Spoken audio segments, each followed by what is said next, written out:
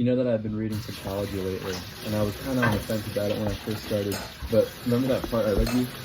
I was embarrassed when you didn't like it because I thought that part made me start to really like the book. I can't help but think about you when I read this book.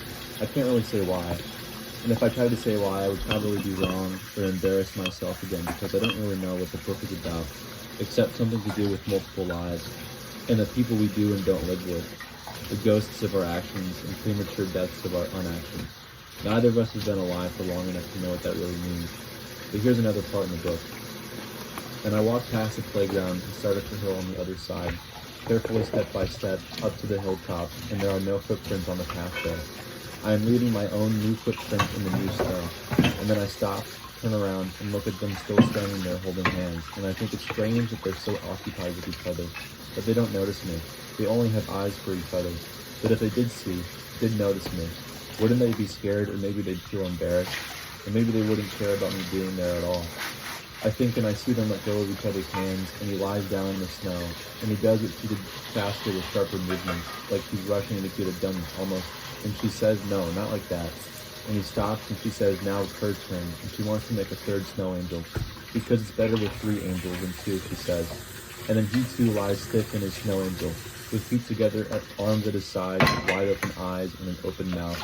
And she says he mustn't lay like that. She doesn't like it. It looks like he's dead. And she says, and she, just like he didn't like how he was lying, she doesn't like how he's doing it lying there, so that he looks dead.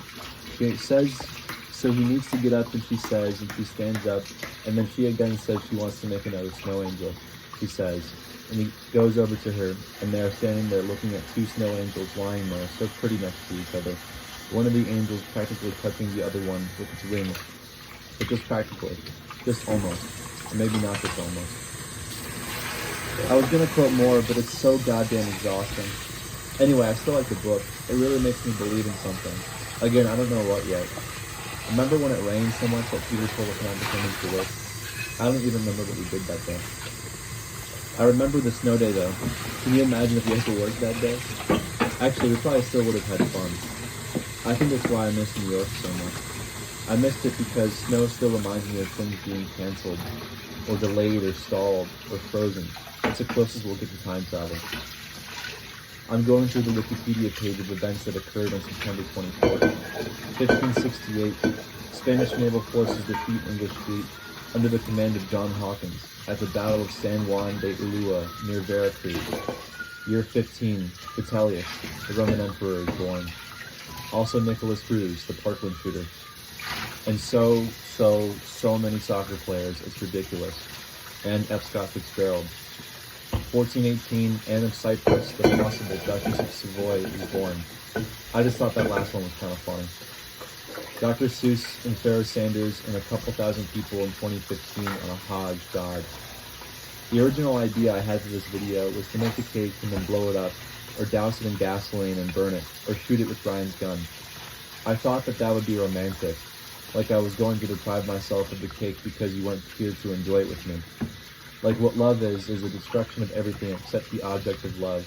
Like love is supposed to be an explosion of hate as the background for focus for the sake of my anti-hate avatar.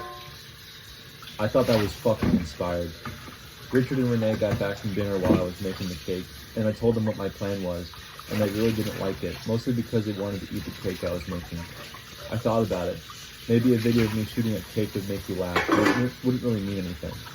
I would be lying about desolate sleep, the harangue of the picture to the world, the taste of a single snow day, and a bite of buttercream and cake, worthless cake. I chose such a boring cake to make because I thought I would destroy it. I thought the object image of a cake was way more representational than a cake I could care for.